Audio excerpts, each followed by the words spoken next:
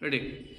मैंने पिछले क्लास में आपको एक टॉपिक का पेरीमीटर स्टार्ट किया था, उसी को कंटिन्यू करते हुए एक फिगर के बारे में, स्क्वायर के बारे में आपको कंसेप्ट बताया था। इस समय मैं आपको इसके नेक्स्ट जो फिगर है रेक्टेंगल, जो हमने डिस्कस किया था, उसी को आगे बढ़ाते हुए देखते हैं कि रेक्टेंगल के बारे में क्या क्या फैक्टर होता है। यहाँ पे देखिए रेक्टेंगल होते क्या है, ये चीज तो हमने डिस्कस कर लिया था, है ना, फर्स्ट वीडियो में। इस समय हमारे सामने ये एक रेक्टेंगल फिगर है, और इस रेक्टेंगल फिगर में क्या क्या चीज पॉसिबिलिटी है जो आपसे क्वेश्चन पूछ सकता है, वो सारा एस्पेक्ट को अभी हम डिस्कस करेंगे। मान लेते हैं ये जो लेंथ है प्यारे बच्चों, वो L है, और ये जो B है इसे ब्रेथ कहता है। इस रेक्टेंगल के चार साइड से होते हैं, चार वर्टेक्स होता है, दो डायगोनल्स होते हैं और दोनों बराबर होते हैं, और ये सभी 90 डिग्री पे होता है। तो इसका जो पेरीमीटर होता है P, sum of all sides, perimeter is the sum of all sides. Suppose ये अगर L है तो इसके सामने वाला ये भी L होगा, ये B है इसके सामने वाला ये भी B होगा, ठीक है। तो पेरीमीटर होता है सम ऑफ ऑल साइड, तो सभी साइड के लेंथ को जोड़ लीजिए, L plus B plus L plus B, यानी L कितनी बार आया, 2 बार, तो 2L, B कितनी बार आया, 2 बार, 2B। यहाँ से 2 कॉमन ले लीजिए, L प्लस B, ये होता है पेरीमीटर। आप लोग सीधा रट लेते हैं P बराबर 2 into L plus B, P बराबर 2 इंटू एल प्लस बी। ये होते कैसे हैं, फॉर्मूला बनते कैसे हैं, आपको यहाँ से मालूम चलेगा। नेक्स्ट है इसमें डायगोनल क्या होगा। डायगोनल भी आप लोग याद कर लेते हैं, under root L square plus B square. ये फिर आया कैसे ये लाइन, तो देखिए इसमें हम लोग डायगोनल लाइन ड्रॉ कर देंगे, तो ये एक राइट एंगल ट्रायंगल बन जाएगा। और राइट एंगल ट्रायंगल में क्या होता है, hypotenuse square is equal to base square plus perpendicular square. यहाँ पे डायगोनल है ये बी स्क्वायर, बेस कितनी है L, तो L स्क्वायर, P कितना है परपेंडिकुलर B, तो B स्क्वायर। यहाँ से स्क्वायर हटाएंगे, इस पे आएगा root L square plus base square, यही तो लिखा हमने, बेस स्क्वायर। अब इसकी एरिया, थर्ड चीज क्या है, एरिया। इसमें क्या होता है, क्या निकालने के लिए कि एडजेसेंट साइड जो दिया होगा इसके प्रोडक्ट हमारा एरिया निकलता है, L into B, length into breadth कर दिया जाएगा, तो यही आपका निकल जाएगा पेरीमीटर, एरिया। इस तरह के फिगर के लिए हम लोग इतना ही चीज आपसे ये पूछ सकता है। अब अगर पेरीमीटर का हम लोग यूनिट जाने, इस पेरीमीटर का यूनिट, तो क्या क्या हो सकता है, L किस यूनिट में है और B किस यूनिट में है। जिस यूनिट में L होगा उसी यूनिट में आपको B भी दिया हुआ रहेगा। अभी मैं क्वेश्चन से आपको कंसेप्ट समझाऊंगा। जैसे क्या हुआ, पेरीमीटर 2 इंटू लंबाई प्लस चौड़ाई, लेंथ प्लस ब्रेथ, सेंटीमीटर हो सकता है, मीटर हो सकता है, किलोमीटर हो सकता है, या फीट हो सकता है, राइट। उसी तरह से जब एरिया निकालोगे तो ये क्या हो जाएगा, centimetre square, metre square, kilometre square, या फिर फीट स्क्वायर, ठीक है। ये सारे क्या होता है ना, ये होते हैं लेंथ के डायमेंशन होते हैं, किस तरीके से मेजर किया जाता है। अब देखिए मैं एक एग्जांपल से आपको क्लियर करता हूँ, सभी चीज निकालता हूँ। जैसे मान लो ये एक रेक्टेंगल है, ये एक रेक्टेंगल है, इस रेक्टेंगल का हमने लेंथ दिया है 10 सेंटीमीटर और ब्रेथ दिया है 1 मीटर। तो पूछ रहा है इसका कि आप पेरीमीटर निकालिए, डायगोनल का लेंथ निकालिए और इसकी एरिया फाइंड कीजिए, ठीक है। तो अभी हम लोग डायरेक्टली 10 इंटू 1 करके एरिया नहीं निकाल सकते हैं, और 10 प्लस 1 करके पेरीमीटर नहीं निकाल सकते हैं। रीजन बिहाइंड दिस, 1 मीटर, ये जो ब्रेथ दिया हुआ है, ब्रेथ दिया हुआ 1 मीटर और लेंथ दिया है 10 सेंटीमीटर, तो ये सेंटीमीटर है और ये मीटर है, तो इस मीटर को कन्वर्ट करेंगे सेंटीमीटर में, तो 1 मीटर जो होता है 100 सेंटीमीटर के बराबर में होता है। तो ये हो गया ब्रेथ और ये हो गया लेंथ। अब हम लोग निकाल सकते हैं पेरीमीटर, P बराबर होता है 2 इंटू एल प्लस बी। अब देखिए इजी टू सॉल्व करेंगे, तो इस दोनों को जोड़ दो, 100 और प्लस 10 कितना बनेगा, 110, इसको डबल कर देंगे 220, यूनिट क्या होगा, सेंटीमीटर। अब इसके डायगोनल निकालें तो डायगोनल का लेंथ फॉर्मूला भी बनाया, डायगोनल इज इक्वल टू होता है under root L square plus B square. Length का वैल्यू कितना है यहाँ पे 10, 10 का स्क्वायर हो जाएगा 100 प्लस 100 का स्क्वायर हो जाएगा 10,000 4 जीरो। इस दोनों को लिखा जाए ऐड करके तो 10100 ये वैल्यू आ जाएगा डायगोनल। जबकि एरिया आपसे पूछा जाएगा इसी यूनिट में छोड़ दो, अगर ये डायरेक्ट आपसे निकल जाता है, इसे 3 यूनिट का जो है 3 डिजिट का ये आपका टर्म आया है और इसका स्क्वायर रूट आप निकालना जानते हैं तो आप निकाल सकते हैं। ठीक है, नेक्स्ट है आपका एरिया। एरिया क्या होता है लेंथ इंटू ब्रेथ। देखिए जी लेंथ है हमारा 10 और ब्रेथ कितना दिया है 100। दोनों को सॉल्व करेंगे 1 2 3 0 और ये सेंटीमीटर स्क्वायर हो जाएगा। इस तरीके से क्या कर सकता है रेक्टेंगल के ऊपर आपसे पेरीमीटर पूछेगा, डायगोनल पूछेगा और आप इस तरीके से निकाल सकते हो। अब इसी पे मैं एक क्वेश्चन और दे रहा हूँ।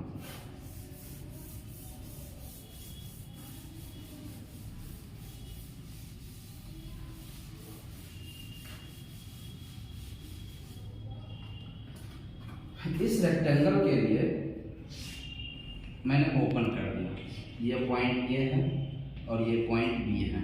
इसकी लेंथ 10 है, ये 20 है और ये 10 सेंटीमीटर है। A B C and D कुछ इस तरह से है। आपको यहाँ पे ए और बी के बीच शॉर्टेस्ट डिस्टेंस पूछा जा रहा है। शॉर्टेस्ट डिस्टेंस क्या होगा, उसके बाद इस फिगर का आपको पेरीमीटर पूछ रहा है, पेरीमीटर क्या होगा। ठीक है, शॉर्टेस्ट डिस्टेंस क्या होगा जी, ए से बी के बीच में ये लेंथ होगा शॉर्टेस्ट डिस्टेंस। सपोज ए से बी पे अगर जाना है, एक तो रास्ता ये है ऐसे जाएंगे और एक है कि बीच में मान लो पानी है, नाव, तो नाव पे पट के चल जाएंगे इधर से इधर। तो ए से बी पहुंचना है, ये 20 सेंटीमीटर, तो ये भी कितना हो जाएगा 20 सेंटीमीटर। तो सबसे कम दूरी वाला हमने ए से बी जाने का रास्ता खोजा जो कि इसके बराबर में ही तो होगा 20 सेंटीमीटर। तो शॉर्टेस्ट डिस्टेंस कितना हो जाएगा 20 सेंटीमीटर।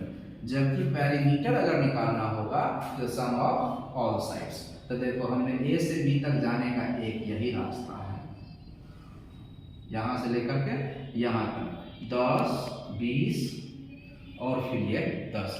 तो इस तरह से जोड़ दोगे तो जिस पॉइंट से चले थे उस पॉइंट पे तो नहीं आए, मतलब इसका वैल्यू हम लोग नहीं निकाल सकते हैं। तो अगर मुझे दिखाना होगा कि बताओ ए और बी के बीच में डिस्टेंस कितना है, ठीक है ना, शॉर्टेस्ट डिस्टेंस और एक होता है डिस्टेंस, ए और बी के बीच हमें डिस्टेंस बताओ कितना है। तो डिस्टेंस कितना होगा, इस सभी को जोड़ दो, 10 20 30 और 10 40, यानी 40 सेंटीमीटर क्या होगा इसका डिस्टेंस बन जाएगा।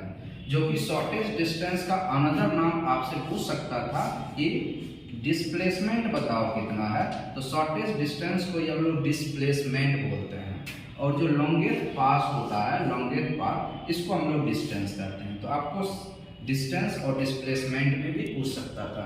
अभी जैसे मान लीजिए ये एक तरह से क्या है सर्कल फिगर है, पॉइंट ए है और ये पॉइंट बी है। आपको ए से बी पे जाने का शॉर्टेस्ट पाथ पूछ रहा है या फिर इसका आपसे डिस्प्लेसमेंट पूछ रहा है। तो डिस्प्लेसमेंट क्या होगा, ये डायमीटर होगा, ये जितना डायमीटर दिया हुआ डायमीटर। अगर मान लो इसकी रेडियस जो है 10 सेंटीमीटर है तो ये भी 10 होगा और ये पूरा लेंथ कितना हो जाएगा 20 सेंटीमीटर। यानी कि displacement is the shortest path. ये सभी क्या है एप्लीकेशन है जो रेक्टेंगल में हम लोग अभी पेरीमीटर के बारे में पढ़े हैं उसी के ऊपर। अब चलिए नेक्स्ट फिगर की तरफ चलते हैं। क्वेश्चंस वगैरह बाद में करेंगे, पहले कंसेप्ट आप अच्छे से समझ लीजिए। रेक्टेंगल के बाद सर्कल पे आता है। सर्कल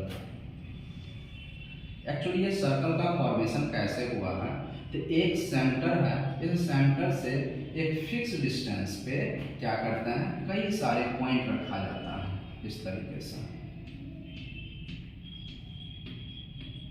सर्कल का फॉर्मेशन, कोई भी कर्व का फॉर्मेशन पॉइंट के ट्रेस करने से ही होता है, कुछ इस तरह से। अब देखिए अगर आप एक पॉइंट दूसरे पॉइंट को टच करा रहे हैं, दूसरे तीसरे चौथे पांचवें, तो कुछ इस तरह से ये कर्व बन जाएगा, है ना। इसे कहते हैं locus of the point, point के लोकेशन, जहां जहां पे दिया हुआ है उस सभी पॉइंट को हमने ट्रेस कर दिया। ट्रेस करने के बाद एक कर्व वाला पाथ बन रहा है, एक तरह से शेप बन रहा है कर्व शेप का, जिसका हम लोग सर्कल नाम देते हैं। और ये जो कर्व का पाथ जो बना है, ये जो पाथ बना है कैसा पाथ है, स्ट्रेट पाथ है या कर्व पाथ है, तो यहाँ पे हमारा कर्व पाथ बना है, कर्व पाथ बना है। और इसी कर्व पाथ को हम लोग क्या कहते हैं, सर्कमफेरेंस बोलते हैं, सर्कमफेरेंस बोलते हैं। और इस कर्व पाथ का जो सेंटर होता है, बीच में होता है, उसको बोलते हैं सेंटर। और इस फिक्स पॉइंट, इस सेंटर से इस सर्कमफेरेंस के बीच का जो डिस्टेंस होता है, इसी को क्या कहते हैं हम लोग, रेडियस नाम देते हैं। तो रेडियस मिल गया, सेंटर मिल गया और सर्कमफेरेंस मिल गया। ये जो पाथ दिया हुआ है, इसके चारों तरफ का जो पाथ है, जो कर्व बने हुए हैं, इसको सर्कमफेरेंस भी कहते हैं, या फिर अगर आपसे पूछा जाए तो इसी को पेरीमीटर भी बोलेंगे। तो आई थिंक आपको इसके इंट्रोडक्शन समझ में आ गया होगा। अब इसकी सर्कमफेरेंस जो होती है, सी इसे डिनोट किया जाता है, या फिर पेरीमीटर ये जो होता है वो 2πr के बराबर होता है। यहाँ पे पाई इंटू 2r, अब ये 2r क्या होगा, रेडियस का डबल, ये हमारा रेडियस है, इस रेडियस को डबल कर दिया, तो ये r और ये r दोनों r मिलाकर कितना हो गया 2r, और यही हमारा डायमीटर कहलाता है। तो पाई इंटू डी भी सर्कमफेरेंस का एक फॉर्मूला ये होता है और एक फॉर्मूला ये होता है। तो सर्कमफेरेंस पूछेगा तो भी ये यूज करें, या पेरीमीटर पूछेगा तो भी यही यूज करें, या पाई इन डायमीटर के रूप में पाई इंटू डी यूज करेंगे। यानी कि डायमीटर का फॉर्मूला क्या बन जाएगा, 2r बन जाएगा। अब इसकी एरिया का मतलब इसके अंदर क्या क्या चीज हम रख सकते हैं इस पोर्शन में, ठीक है। तो इसकी एरिया क्या होती है, पाई r स्क्वायर, रेडियस का डबल। अब ये देखिए जितना जगह पे पाई वैल्यू आया है, ये एक ग्रीक वर्ड्स होते हैं, और ये ग्रीक वर्ड जो वैल्यू होता है, इस ग्रीक वर्ड यानी इस पाई का वैल्यू होता है वो 22/7 होता है। जब इसको डिवाइड कीजिएगा तो 3.14159 एंड सो ऑन, क्योंकि ये एक इरेशनल नंबर होता है पाई, क्योंकि ये कभी टर्मिनेट नहीं करेगा और रिपीट नहीं करेगा। इरेशनल नंबर किसको कहते हैं, एक ऐसा नंबर जिसे डिवाइड करने के बाद p/q में लिखा जाए, और उस p/q में लिखने के बाद उसे डिवाइड करेंगे तो एक ऐसा नंबर जो कभी रिपीट नहीं करेगा और वो कभी टर्मिनेट नहीं करेगा, तो उसको हम लोग क्या कहेंगे, इरेशनल नंबर कहेंगे। एक्चुअली इस पाई के ऊपर बहुत बड़ा हिस्ट्री भी है। क्या हिस्ट्री है, अब देखिए यहाँ पे एक इंटरनेशनली जो है पाई डे सेलिब्रेट किया जाता है। जैसे हम लोग 15 अगस्त इंडिपेंडेंस डे मनाते हैं, 26 जनवरी रिपब्लिक डे मनाते हैं, उसी तरीके से पाई डे भी होता है, जो पाई का उस दिन मतलब शुरुआत हुआ था, खोजा गया था, डिस्कवरी किया गया था। वो एक्चुअली याद रखने के लिए 14 मार्च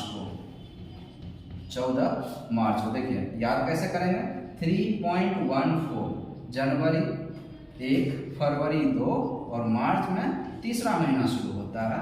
तो देखिए 3.14 लिखा, 14 डेट को रिप्रेजेंट करता है और 3 मंथ को रिप्रेजेंट करता है। तो इस तरह से हम लोग कहते हैं कि 14 मार्च को पाई डे सेलिब्रेट किया जाता है। कितने बजे, 1:59 पे, 1:59 पे पाई डे सेलिब्रेट किया जाता है 14 मार्च को। तो याद रखने के लिए क्या, 3.14159, ये 5 डिजिट तो आपको ऐसे ही याद हो जाएगा कि 14 मार्च 1:59 पे पाई डे सेलिब्रेट किया जाता था। और इतना ही आपको इस बेसिक के अंदर पूछा जाएगा, ठीक है। अब इसका एप्लीकेशन देखते हैं, कहाँ कहाँ में क्या क्या कर सकते हैं। एक और होता है, इसी का हाफ अगर कर दिया जाए तो उसे सेमी सर्कल कर दिया जाता है, और सेमी सर्कल का भी पेरीमीटर सर्कमफेरेंस निकाल सकते हैं। देखिए अगर सेमी सर्कल की बात किया जाए, सेमी सर्कल की बात किया जाए तो सेमी सर्कल क्या होता है, ये पूरा का पूरा सर्कल था, अब उसको बीच से काट दीजिए, थोड़ा ऊपर हो गया, इसके सेंटर से जो है एक लाइन पास कर दीजिए, ठीक है, और नीचे वाले को मिटा दीजिए, तो ये आपका क्या बन जाएगा, सेमी सर्कल बन जाएगा। और इसका रेडियस r है, इसका भी रेडियस r, और ये पूरा का पूरा क्या हो जाएगा, डायमीटर। तो आप डायमीटर कह सकते हैं कि ये 2r होगा यहाँ पे। और ये जो कर्व बनता है, ये कर्व, इसको बोलते हैं circumference, circumference of semi circle, circumference of semi circle. तो ये होता है सर्कल का तो ऊपर 2 पाया, और उसका आधा कर दिए तो क्या बन जाएगा, 2 पाया बाई 2, 2 पाया बाई 2, 2 से 2 कैंसिल हो जाएगा, तो क्या बचेगा, पाई r। सर्कल का area, area of semi circle, circle का एरिया क्या होता है, पाई r स्क्वायर। इस पूरे सर्कल का एरिया होता है पाई r स्क्वायर, जबकि यहाँ पे सेमी सर्कल की बात कर रहे हैं तो इसका आधा कर देंगे। जबकि इसमें पेरीमीटर अगर आपसे पूछा जाता है, पेरीमीटर, तो ये चेंज हो जाएगा। पेरीमीटर क्या होती है, sum of all sides. All side का सम कैसे, हम ऐसे चलेंगे, यहाँ तक आएंगे और फिर ऐसे आएंगे, तो इसकी तो मालूम चल गया, ये जो होगा पाई r होगा, अभी हमने निकाल कर दिया ये सेमी सर्कल का पेरीमीटर, ये तो मालूम चल गया। और ये कितना होगा, r प्लस r 2r, या फिर पाई r और 2r को d करते हैं, या तो ये फॉर्मूला यूज करेंगे या फिर ये फॉर्मूला यूज करेंगे। तो सेमी सर्कल के ऊपर भी आपसे इतना ही तरीके से क्वेश्चन पूछा जा सकता है, जो कंसेप्ट अभी मैंने आपको बताया हुआ है, ठीक है। चलिए अब इस पर क्वेश्चन करते हैं, अलग अलग वैरायटी ऑफ क्वेश्चंस।